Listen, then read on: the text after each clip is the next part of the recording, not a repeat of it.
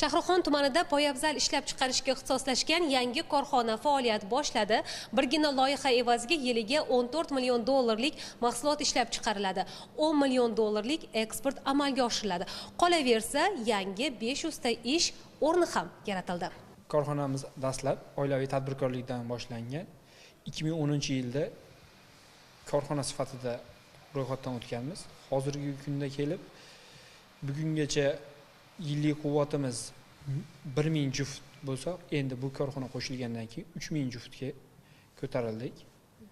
Ishlab chiqarish quvvatimiz, bu ishlab chiqarayotgan mahsulotlarimiz asosan ayollar va bolalar oyoq kiyimlari ishlab chiqarib, 60 turdan ziyod mahsulotlarimiz bor.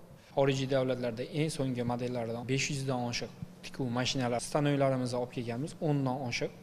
Bu xalqimizga sifatli oyoq kiyimlar yetkazib berishi muhim o'rin egallaydi. Kuniga 10 ming oyoq kiyim ishlab chiqariladi. Ushbu mahsulotlar faqat ichki bozor uchun emas, talabdan ortgani eksportga yo'naltiriladi. Bu esa 2 hissa ko'proq daromad degani. Ishlab chiqarilayotgan mahsulotlarimizning 80% eksport bo'lib, Qozog'iston, Qirg'iziston, Tojikiston, Ozarbayjon davlatlari bilan shartnomalarimiz bor. Qolgan 20% O'zbekistonning hamma viloyatlariga beriladi.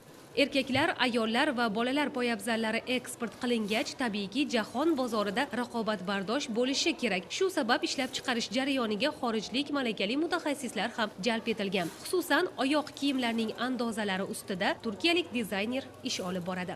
Gördüğünüz gibi ayakkabı tasarımında kalıp dahil, taban dahil bütün dizaynları yapabiliyorum. Men ushbu korxonada har bir ishlab chiqarilayotgan mahsulotning sifati uchun javob beraman. Bu yerda o'z tajribamni o'rtoqlashyapman, ham yoshlarga ish o'rgatyapman. Bu yerda ishlab chiqarilayotgan mahsulotlar har qanday xaridorning didiga mos tushishiga e'tibor qaratamiz. Andozasidan tortib tayyor holga kelgunicha har bir detalga diqqatli bo'lamiz. Shuning uchun ham hozirda 5 ta davlatda bizning mahsulotlarimizni sevib xarid qilishyapti. İşi öğretmek için buradayım. Birgina oyoq kiyim tayyor holga kelgunicha turli bosqichlardan o'tadi va bu jarayonlarda ayollarning mehnati ham muhim. Masalan, chokilash bo'limining o'zida 150 nafar ayollarning bandligi ta'minlangan. Zamonaviy ishxonalarga ko'chdik, eski ish joyimiz kichikroq edi, mana kengaytirilib, mana sharoitlari yaxshi hozirda.